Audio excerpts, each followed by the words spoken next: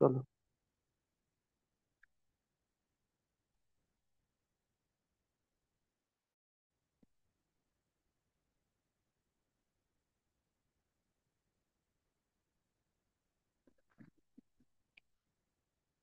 দেখো, আগের দিন আমি বলেছিলাম বায়োলজি ডিএনএ মানে পড়াচ্ছিলাম নিউক্লিয়াস। নিউক্লিয়াসটা কি বলেছিলাম, নিউক্লিয়াসে দুটো অ্যাসিড পাওয়া যায়।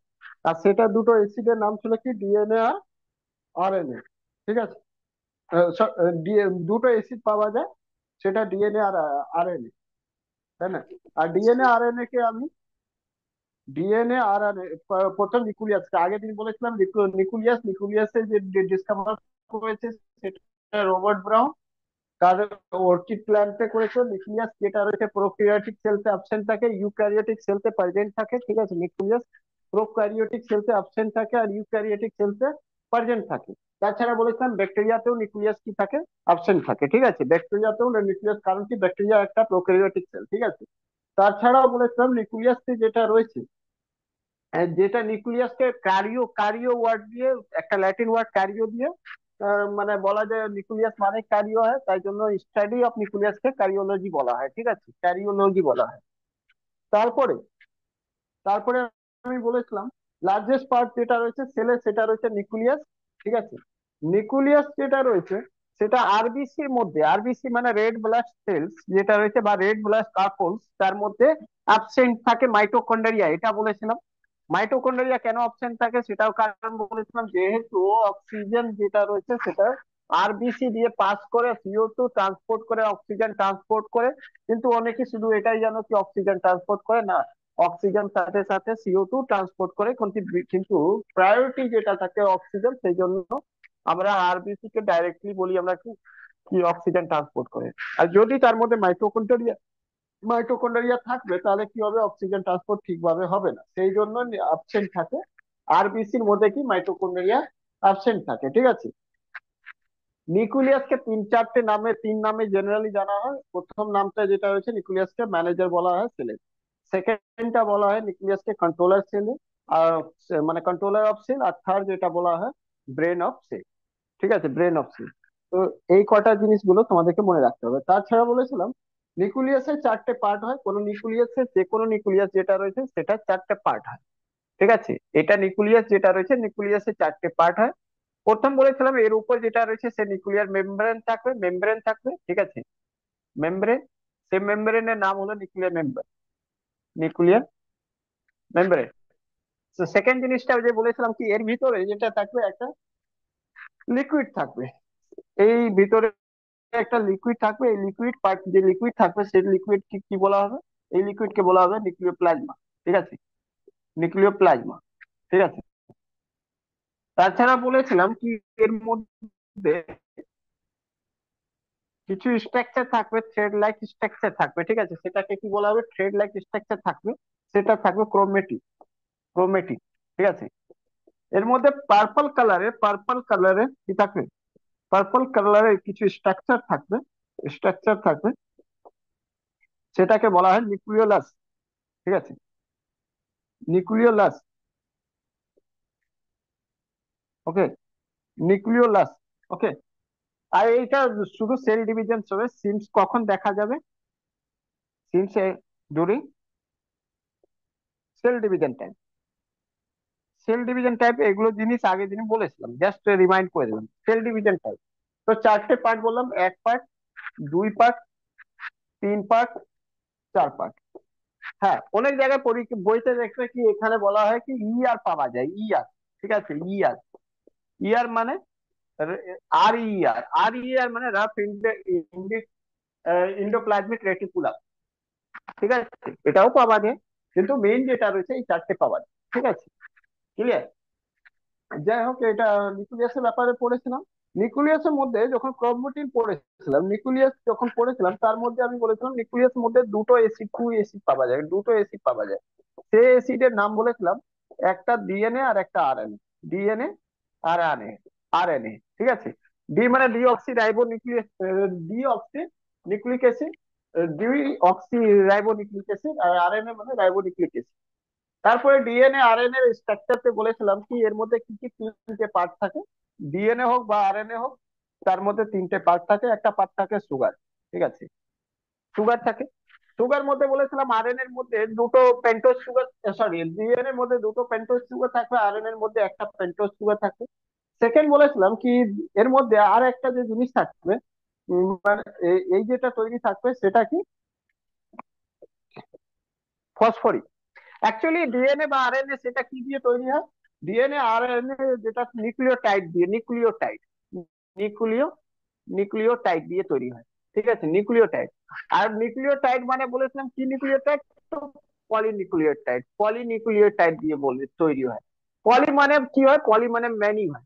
ম্যানি মানে মোর দেন টু নিউক্লিওটাইড একসাথে যখন যোগ হবে তারপরে কি হবে, পলিনিউক্লিওটাইড তৈরি হবে। নিউক্লিওটাইড কাকে বলা হয়, তো ওয়ান নিউক্লিওটাইড বলেছিলাম, one nucleotide, nucleotide tide equal to বলেছিলাম সুগার।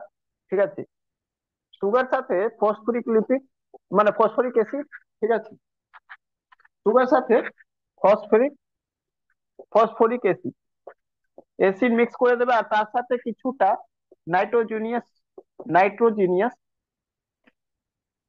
সাবস্টান্স যদি মিক্স করে দাও। ঠিক আছে, নাইট্রোজেনিয়াস সাবস্টান্স মিন্স বেস, নাইট্রোজেনিয়াস বেস যেটা রয়েছে সেটা মিক্স করে দাও, তাহলে এটা পুরো হয়ে যাবে নিউক্লিওটাইড, এক নিউক্লিওটাইড। এইরকম অনেকগুলো নিউক্লিওটাইড মিলে পলিনিউক্লিওটাইড হয়। এই পলিনিউক্লিওটাইড দিয়ে ডিএনএ আর পলিনিউক্লিওটাইড দিয়ে আরএনএ তৈরি হয়।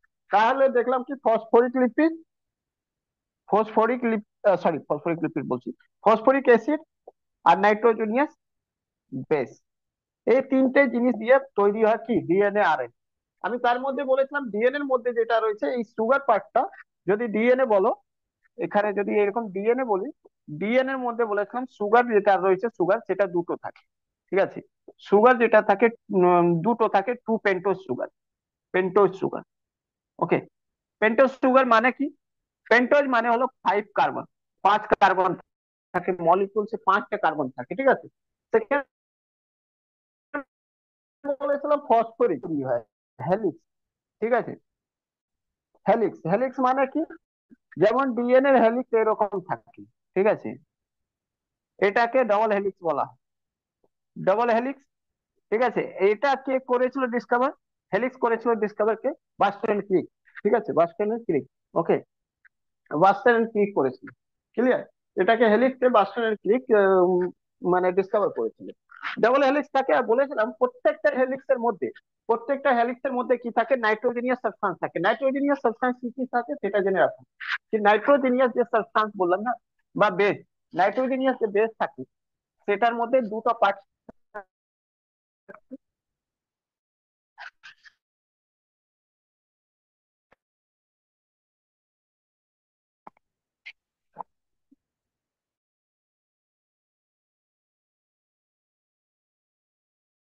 সেটার মধ্যে দুটো পার্ট থাকে সেটা বলেছিলাম।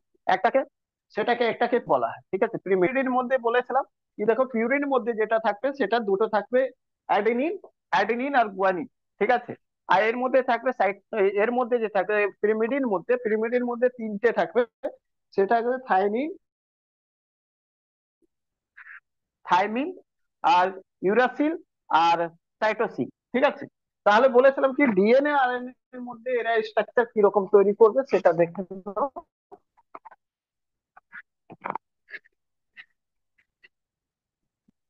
এটা ডিএনএ বলেছিলাম কি, ডিএনএ যেটা রয়েছে সেটা ডিএনএ এরকম ডাবল হেলিক্স, ডাবল হেলিক্স তৈরি করবে। ঠিক আছে, ডাবল হেলিক্স তৈরি করবে। ওকে, ডাবল হেলিক্স তৈরি করবে। তখন বলেছিলাম কি এই যে ডাবল হেলিক্স তৈরি করছে না ডিএনএ, ঠিক আছে, এই ডাবল হেলিক্স এর মধ্যে কি হয়, বন্ড হয়। কিভাবে নাইট্রোজেন বন্ড তৈরি হয় সেটা বলে দিচ্ছি। ডিএনএ এর মধ্যে এর সাথে টির বন্ড হয়, আর তাছাড়া সির সাথে টির বন্ড হয়। কিন্তু এর সাথে ডবল বন্ড হয়, সির সাথে ট্রিপল বন্ড হয়। আর এটা বন্ড যেটা আছে না, বন্ড, সেটা হাইড্রোজেন বন্ড থাকে, এচ বন্ড, হাইড্রোজেন বন্ড মানে এচ বন্ড। ঠিক আছে, কতগুলো এরকম থাকে এই পুরো হেলিক্সে। তো আমি তোমাদেরকে বলে দিই কি, এই যে এর সাথে টি আর সির সাথে ট্রিপল বন্ড জি, এইটা টোটাল এটার লেন্থ যেটা রয়েছে সেটা মাত্র 3.4 অ্যাংস্ট্রম হয়।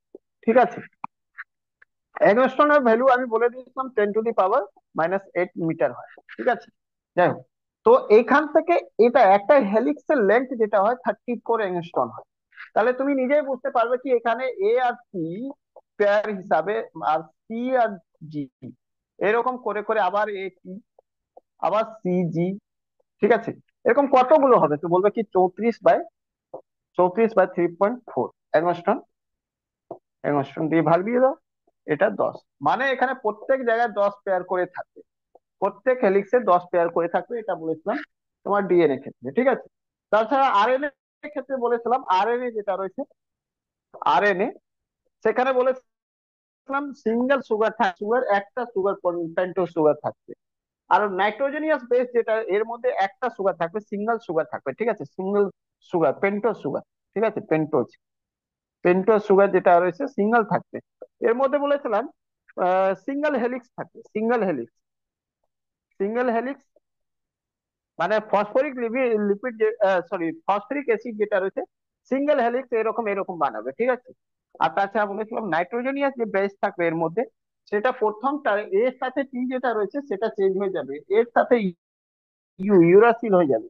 অ্যাড ইউরাসিল ডাবল বন্ড বার তৈরি করবে, আর সাইটোসিন সাথে মানে গুয়ানিন, এটা ট্রিপল বন্ড তৈরি করবে। এটা হয় আরএনএ। আরএনএ টাইপ আমি বলেছিলাম আরএনএ 2 টাইপের হয়। দেখো, আরএনএ 2 টাইপের হয়,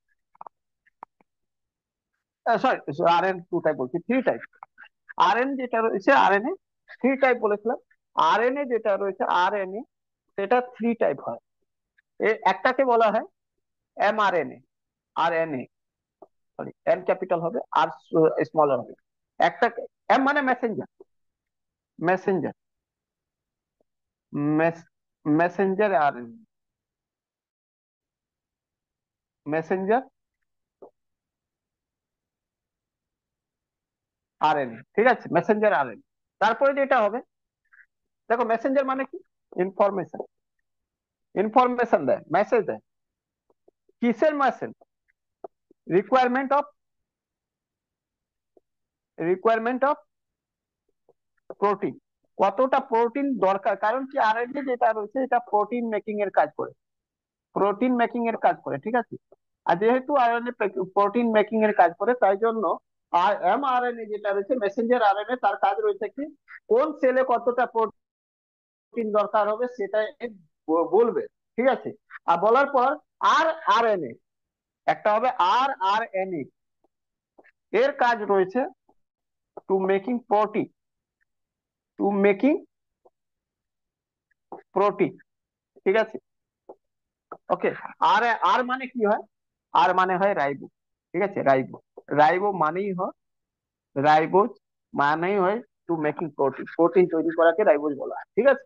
তারপরে থাকবে আরএনএ পর টি, টি আর এন এ, ঠিক আছে, টি আর N A. T R N A মানে টি মানে ট্রান্সফার, ট্রান্সফার, ট্রান্সফার মানে যেখানে প্রোটিন দরকার হবে ওখানে প্রোটিনকে ট্রান্সফার করে, প্রোটিন ট্রান্সফার করবে, ঠিক আছে, প্রোটিন ট্রান্সফার করবে, ট্রান্সফার করবে। আচ্ছা ডিএনএ যেটা রয়েছে, ডিএনএ যেটা রয়েছে, ডিএনএ যেটা ডিএনএ জেনেটিক ম্যাটেরিয়াল, ঠিক আছে। বডিতে জেনেটিক ম্যাটেরিয়াল, জেনেটিক যেটা ক্যারেক্টার ম্যাটেরিয়াল মানে ক্যারেক্টারকে ক্যারি ফরওয়ার্ড করে, সেটাকে করে ডিএনএ। শোনা যাচ্ছে কিনা বলো একবার, অসুবিধা হচ্ছে? হ্যালো? না স্যার, ঠিক আছে। না না, শোনা যাচ্ছে তো, ঠিক আছে। তো ঠিক আছে, নেট একটু স্লো আছে, জানি না রেড হয়েছে, ওই জন্যই আমি জিজ্ঞেস করলাম, আর কিছু না। ঠিক আছে, তো আমি বললাম এটা ক্যারি ফর প্রোটিন মেকিং কাজ করে। তারপরে এবার যেটা বলেছিলাম যে আরএনএ ডিসকভার কে করেছে, ফ্রেডরিক মেক্সার। আচ্ছা কে বলেছিলেন যে দুটো অ্যাসিড পাওয়া যায়? ফ্রেডরিক মেক্সার বলেছিল। আরএনএ কি রকম থাকে, সিঙ্গেল হেলিক্স থাকে। ডিএনএ কোথায় কোথায় পাওয়া যায়, অ্যানিমাল সেলতে 2 জায়গায় পাওয়া যায়, একটা মাইটোকন্ড্রিয়া আর একটা নিউক্লিয়াস, ঠিক আছে। আর প্লান্ট সেলতে ক্রোমোপ্লাস্টে পাওয়া যায়, ঠিক আছে। তো তোমাদেরকে জিজ্ঞেস করতে পারে নিউক্লিয়াস ছাড়া, নিউক্লিয়াস ছাড়া আর কোথায় আরএনএ মানে ডিএনএ পাওয়া যায়, ডিএনএ ডিএনএ কোথায় পাওয়া যায় নিউক্লিয়াস ছাড়া? মাইটোকন্ড্রিয়াতে পাওয়া যায়, সেটা প্লান্ট হোক বা অ্যানিমাল, ঠিক আছে, সেটা প্লান্ট হোক বা অ্যানিমাল। ক্লিয়ার?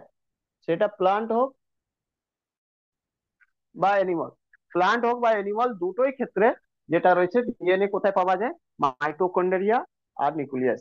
তো তোমাকে জিজ্ঞেস করবে কোনটা এমন জিনিস রয়েছে যেটা, কোনটা এমন জিনিস রয়েছে যেটা নিউক্লিয়াস ছাড়াও আর সেলের মানে ইয়েতে থাকে, মাইটোকন্ড্রিয়াতে থাকে। তো আনসার দেবে কি ডিএনএ। ঠিক আছে? ক্লিয়ার? তো ডিএনএ যেটা রয়েছে একটু বললাম, ক্যারি ফরওয়ার্ড করে কি জেনেটিক ম্যাটেরিয়াল। আর ডিএনএ এর যে ছোট্ট পার্ট হয় না, সেটাকে জিন বলা হয়। ঠিক আছে? তো ও তো চাপ নেবে না, যদি জিন থাকে অপশনে জিন মারবে, কিন্তু ডিএনএ যেটা রয়েছে অ্যাকচুয়ালি জেনেটিক ম্যাটেরিয়ালকে ক্যারি ফরওয়ার্ড করে। ঠিক আছে?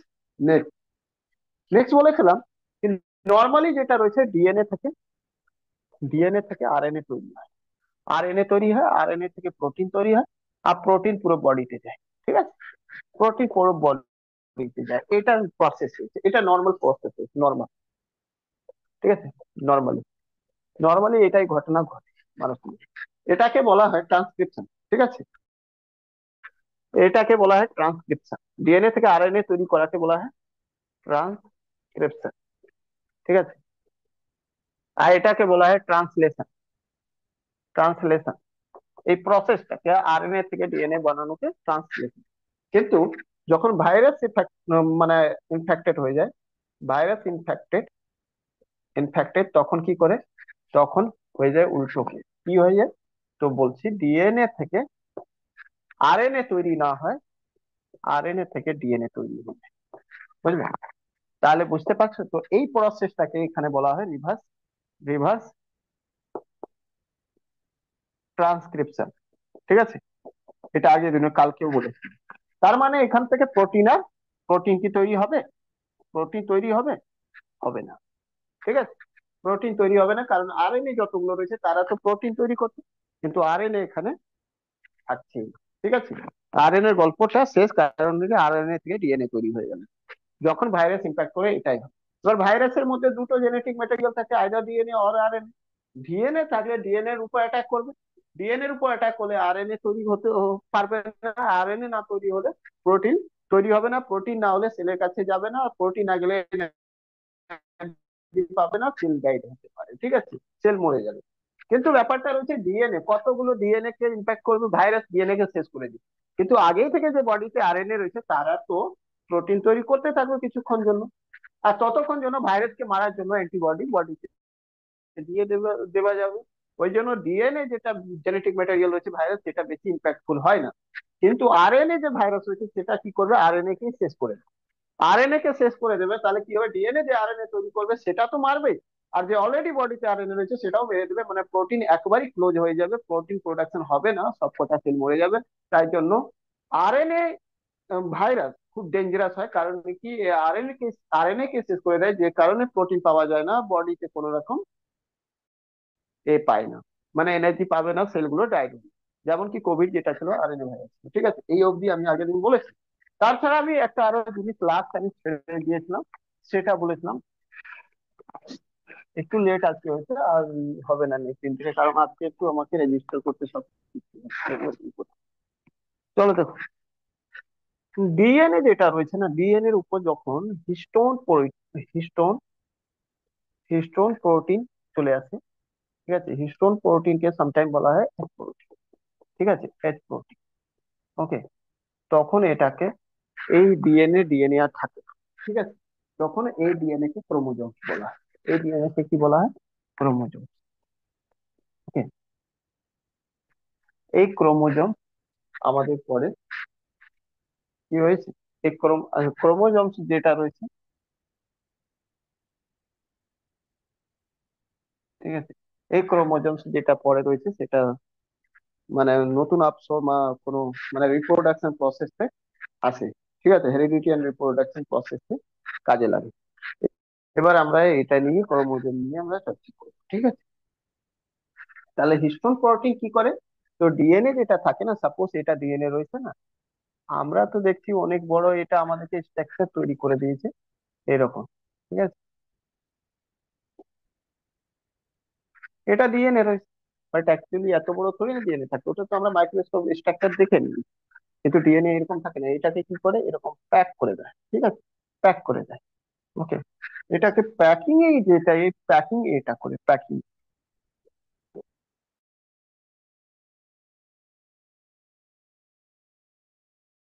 ঠিক আছে, প্যাকিং করে দিলে এটা হয়ে যাক ক্রোমোজোম। ঠিক আছে, ক্লিয়ার, বোঝা গেল? তো তুমি বলতে পারো এচ প্রোটিন, এচ প্রোটিন কি করে, তোমাদেরকে লিখতে হবে না, জাস্ট বুঝো, আর নোটটা আমি সঙ্গে সঙ্গে দিয়ে দিই। এচ প্রোটিন যেটা রয়েছে সে প্যাকেজিং, প্যাকিং কি করে, প্যাকিং আর প্যাকেজিং ডিএনএ। ওকে, এর কাজ এটাই।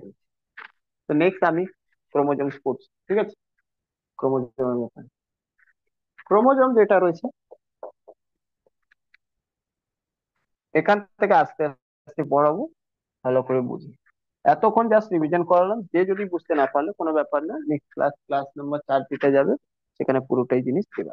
ঠিক আছে, ক্রোমোজোমস, ক্রোমোজোমসে যেটা রয়েছে সেটা থ্রেড লাইক স্ট্রাকচার থাকে। ঠিক আছে, এটা লিখতে পারো, ইট ইজ থ্রেড লাইক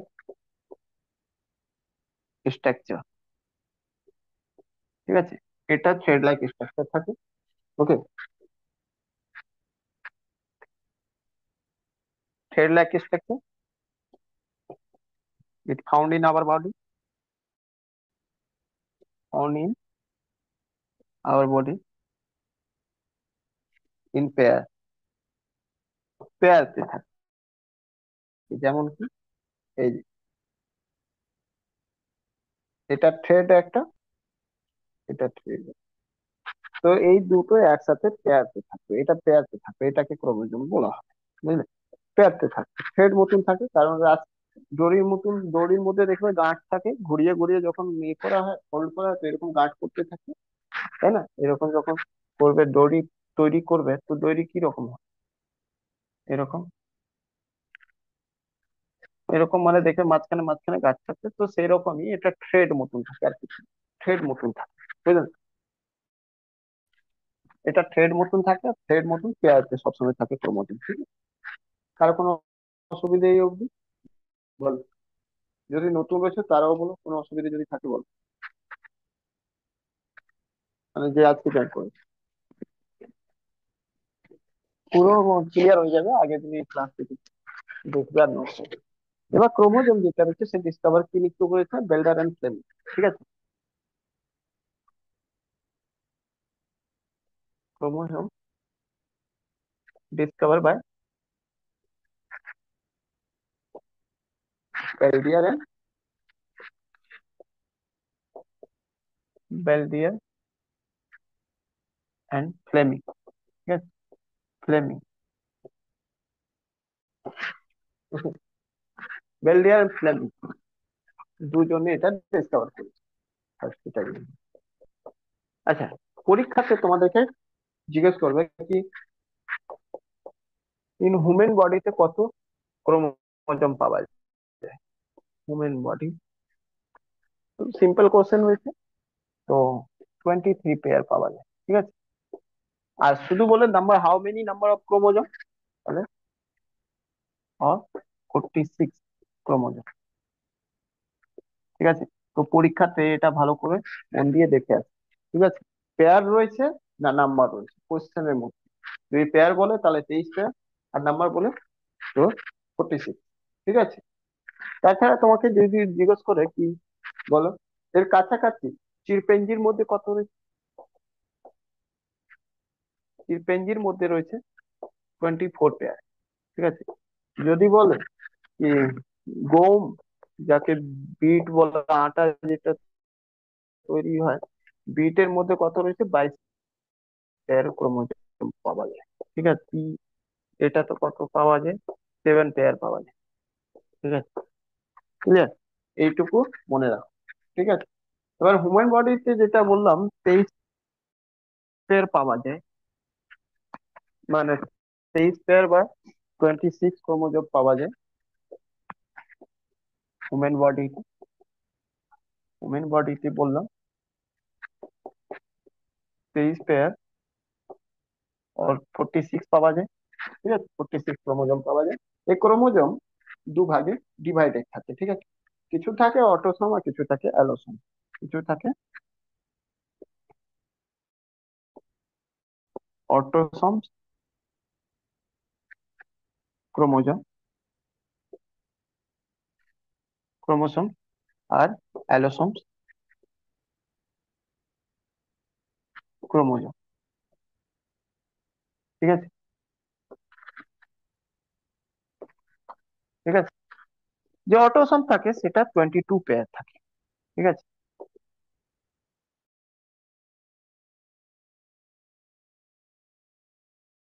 এটা 1 পেয়ার থাকে, 1 পেয়ার, মানে এটা টোটাল 44টা থাকে।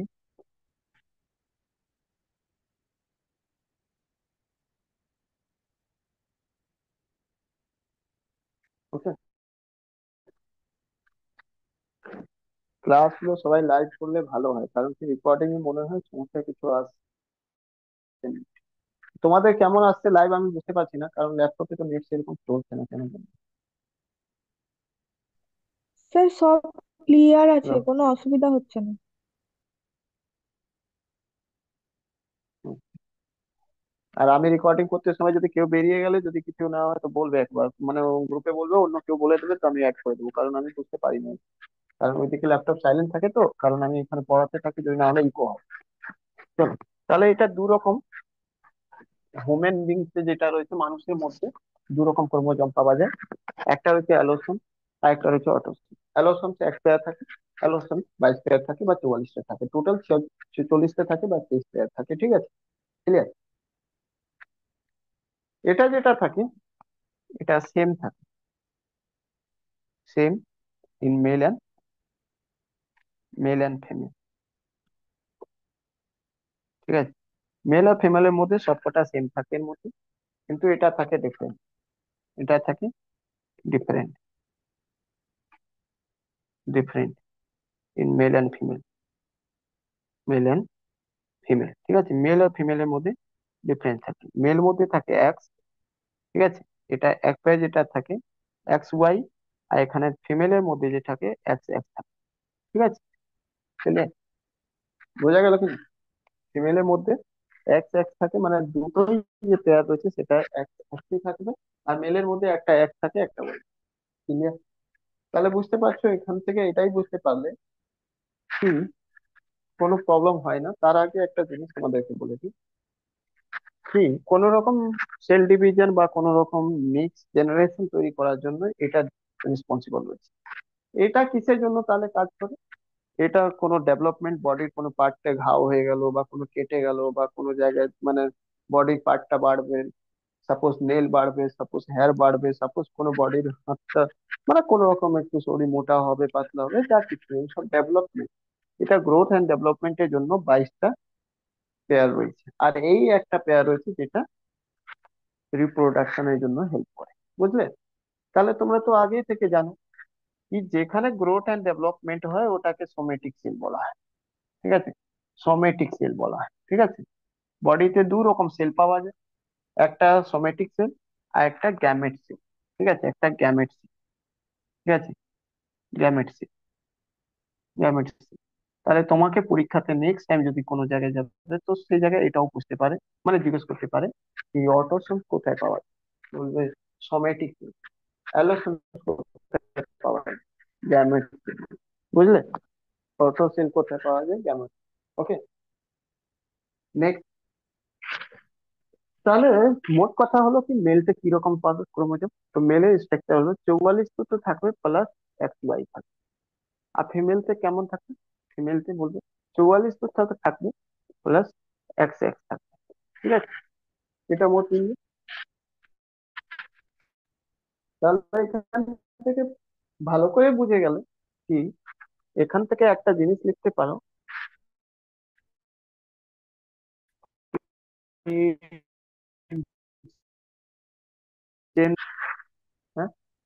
জেন্ডার ডিটারমাইন্ড বাই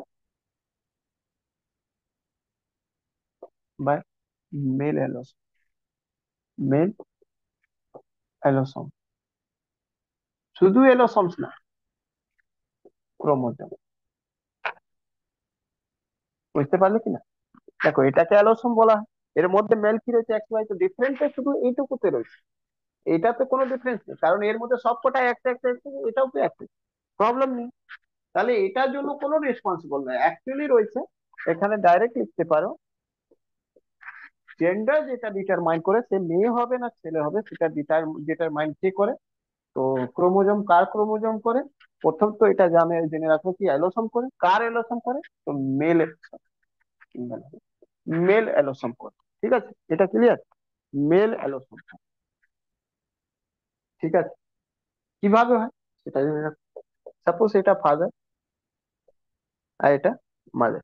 ওকে, যখন ক্রসিং হয়, ঠিক আছে, ক্রসিং এর পর কি হয়? ক্রসিং পর যে বেবি আসে, যে বেবি আসবে, তার মধ্যে তো জানো 46 পেয়ার ক্রোমোজোম থাকে, বেবির মধ্যে 46 ক্রোমোজোম থাকে। এবার এই বেবি দু কাইন্ডে হতে পারে, আইদার 44 প্লাস এক্স এক্স হতে পারে, আইদার 44 প্লাস এক্স ওয়াই হতে পারে। এটা যদি হয় তাহলে বুঝে যাবে এটা বয় রয়েছে, এটা যদি বুঝে যাও এটা গার্ল রয়েছে। ঠিক আছে, বাট ব্যাপারটা হচ্ছে এটা এলো কোথায়? তো বলবে এটা কি 23 খানা এখান থেকে এসেছে, 23 খানা এখান থেকে এসেছে। তার মানে এটা হলো 23টা এখান থেকে এসেছে, 23টা এখান থেকে এসেছে। কিভাবে এসেছে? তো দুটো ফরম্যাটে আসতে পারে।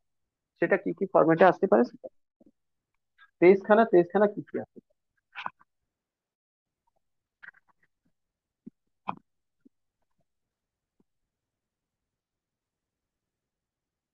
দুটো সেট আসতে পারে। আইদার একটা সেট এরকম আসতে পারে, ফাদার মাদার। ঠিক আছে, এখান থেকে যে বেবি হবে সেটা কি হবে? যদি ফাদার 22 প্লাস 1 এলো, মাদার তো সবসময় 22 প্লাস 1 আসে, এটা নিয়ে তো কনফার্ম রয়েছে। 22 প্লাস 1 আসবে, এটা নিয়ে কোনো নো ডাউট। যদি এটা আসে তাহলে যেটা বেবি হবে সেটা কি হবে? গার্ল। কারণ এর মধ্যে যে ক্রোমোজোম হবে সেটা কি হবে? 22 22 44 প্লাস 1। এবার তোমাকে এটাই বলি, ফিমেল যেটা রয়েছে সেটা কি হবে? 44 প্লাস 1 তাহলে ফাদার সাইড 1 মাদার সাইড 1, তো এটা হয়ে গেল 1, মানে দুটো 1, 22 বাই 44 গার্ল। কিন্তু এটাই যদি ফাদার আর মাদার, ঠিক আছে, মাদার দুটো রয়েছে, সাপোজ এখান থেকে ফাদার সাইডে 22 প্লাস ওয়াই এসে গেল, ওয়াই পার্টটা। আর মাদার তো কোনো চেঞ্জ হবেই না, কারণ এটা তো ফিক্স রয়েছে, কারণ এটা এক্সই আসবে সব। তাহলে এখানে হয়ে যাবে 22 বাই 44 প্লাস 1 ওয়াই। তার মানে এটা যেটা ছেলে এটা হবে সেটা বই। তাহলে এবার বলো, ছেলে হবে না মেয়ে এটাকে ডিটারমাইন করছে? ছেলে হবে না মেয়ে এটা ডিটারমাইন কি করছে? একমাত্র অ্যালোসম। ঠিক আছে, কার? মেল অ্যালোসম। এই যে মেল অ্যালোসম, এটা হলে বয়, আদারওয়াইজ এটা হলে গার্ল। বুঝতে পারলে কি? বাকি তো সব ঠিকই আছে। তার মানে ওই জন্যই বললাম gender determined by the male allosome chromosome. সবাই কি বুঝতে পেরেছে? তাড়াতাড়ি বল। Hello, clear?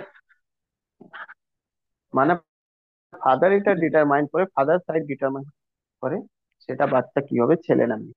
সবাই কি এইটুকু বুঝতে পেরেছো সেটা বলো, তাড়াতাড়ি বলো।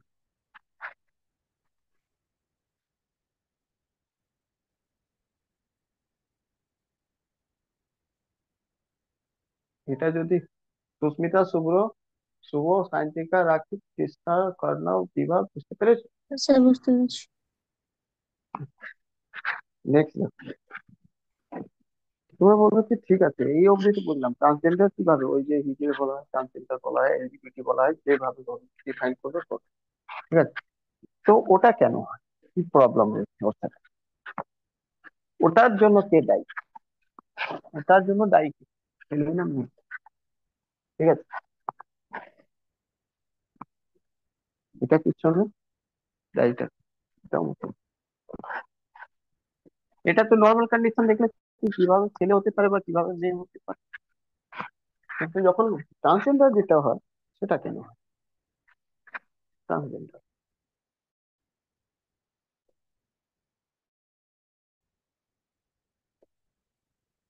ट्रांसजेंडर के सिंपल भाषा है তোমরা কি বলবো? এলজিবিটি বলবো।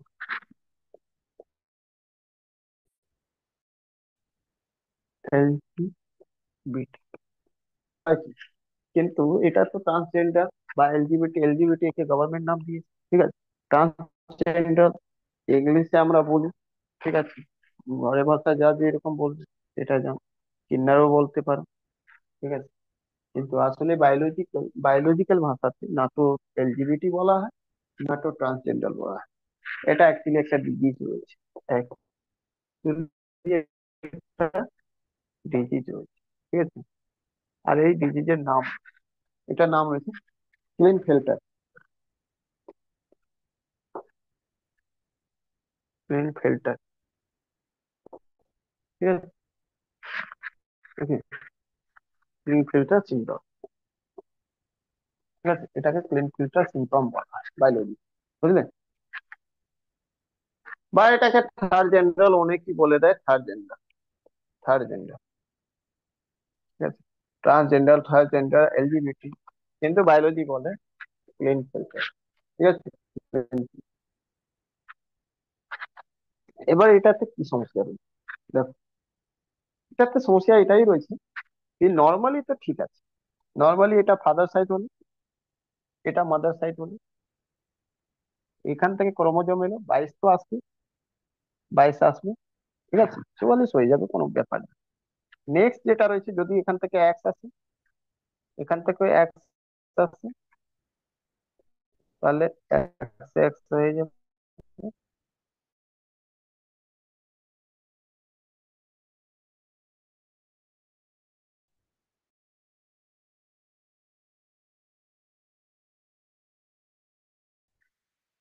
এটা মেয়ে হওয়ার কথা, ঠিক আছে। চেষ্টা কোনো ঝামেলা নেই, কিন্নার হওয়া বা transgender হওয়ার পিছনে